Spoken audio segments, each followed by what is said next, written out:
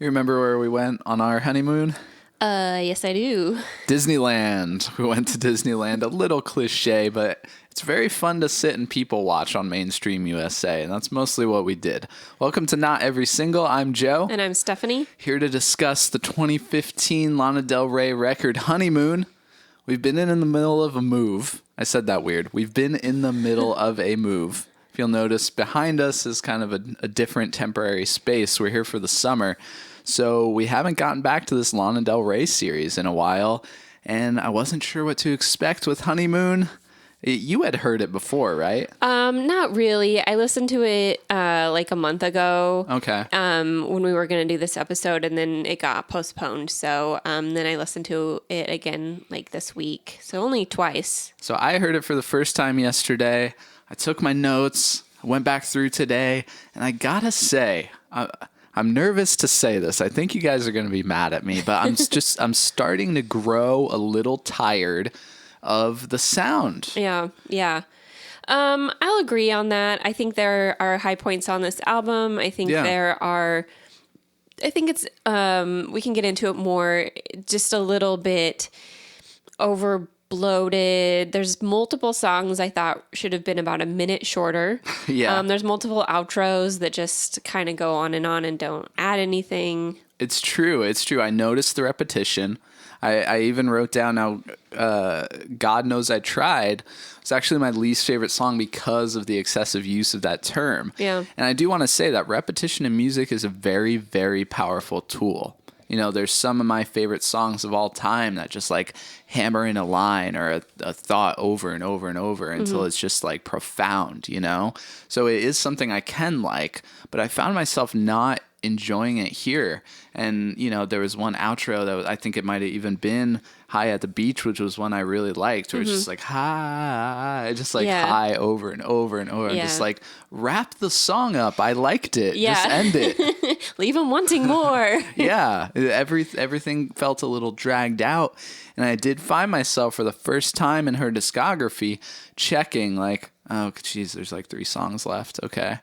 You know, and I hadn't done that before, which I'm bummed out about. I am bummed out about. I thought a lot about Beach House. About Beach House? Where are we going with this? Just that they are a band that has been critiqued a lot for not really deviating from their core sound. Now, in my opinion, they do evolve from record to record, but it's these little maneuvers, you know? It's like It's subtle changes. Yeah. And I think that's what I'm hearing here, but I need a little something more from this at this point, like 3 records in. We've heard Born to Die, we've heard Paradise, we've heard Ultraviolence. Now this is like another one where I'm starting to notice like, hey, I'm writing the same notes. Yeah, for me, okay, so I like all the other 3 albums quite a bit. And I do feel they each have a little bit different of a persona. She's very, you don't see the real Lana Del Rey. She's very much, you've talked about her being sort of a Bowie, and we can get into that a little bit more, where she changes that persona with each album. And I think she's done that. And this is the first time where I feel like a bit of a backslide. It's like, okay, it's got the cinematic stuff. It's got the, the noir isn't like really that new for her. And then, it's got some of the, those songs we really like, in like High on the Beach, Freak. Going back to Born to Die type of production.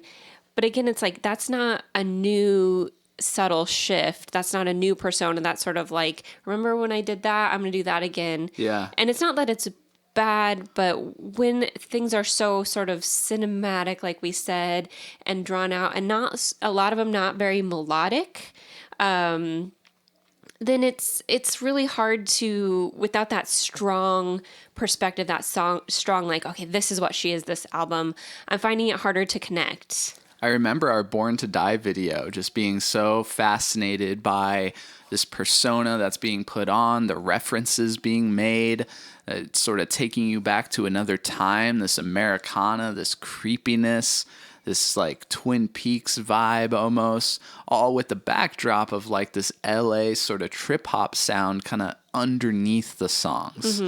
And I was so into it. It was new. It was refreshing. I was very much into that record. And when you get to this middle suite of songs in Honeymoon that sound like Born to Die, I was excited and then realized, like, do I just want to listen to Born to Die again? Yeah, like, kind of, yeah. Yeah. Now, High on the Beach, like, I did write, like, yes, this is what I was missing. And in Freak, I wrote, like, I love the chorus of the song. I love this deep bass that comes in, this deep sub bass that I actually hadn't heard from her yet. Yeah. And it had that drum machine, you know, lightly underneath it all. And that song ends with, like, this really cool run, not with her voice, but with like horns. There's like an interesting horn run. So there is this like core middle of the album that I did enjoy, but I found myself thinking like, well, why do I enjoy it? It's because it sounds like the thing she already did. Yeah. Yeah. Maybe she could have explored that like bass sound. There's always been this element, like you've said, of like sort of tension and creepiness to what she's doing. And maybe the noir was sort of trying to create a tension, but within the record. But I miss that sort of underlying like wink she's giving us of like, I know this is all a put on, and there's something a little like devious underneath this. There's something a little like dark going on here. And this didn't really feel like that. It just sort of felt like, yep, here's some James Bondy type of strings going on. Cinematic. I was like writing down these key words. It's like, oh yeah, cinematic, Americana, sort of this creepy, mysterious noir thing. And I was like, wait, let me turn back a few pages. Yeah. That's my same notes. Yeah. It's my same notes. I'm getting the same thing from it, but I'm less excited about it. It's not, it no longer feels like this like mysterious thing to crack and get to the center of. What's this mean? Now it's just like, oh yeah, it's the Lana Del Rey record. I heard a quote recently. It wasn't a new quote, but I heard it recently. It was Billie Eilish on the podcast Smartless talking about how when she was doing extensive touring before COVID, she got to a point where she was doing shows and felt like she was someone else doing a Billie Eilish show. Like it almost got to the point of like, I feel like I'm just like impersonating Billie Eilish. Yeah. That's kind of what I felt here, is like, it kind of feels like someone else just like making a Lana Del Rey type record. It's like, you throw in the references of like people from the past. It talks about Billie Holiday. It's got like, some drug references. It's like kind of checks all the marks. We're in LA, we're on the beach. Yeah. And I think that's a very dangerous territory for an artist to get into. Right. Now, sometimes on this channel, when we don't like something, a lot of commenters jump in and say, yeah, but if an artist made the same thing over and over again, that'd be boring. And I'm always like, yeah, you're right, but like what we didn't like about this is this and blah, blah, blah. It's a good discussion. It's an interesting point. And this is the first time on the channel that I feel like that's what we've run into. Yeah. So I'm a little nervous. Yeah. I'm scared. I'm nervous to be this honest with you guys about how I felt about this record. I mean, can I put the cherry on the top of the like maybe controversial take? I'll be over here. You go for it. Ending the album on a cover.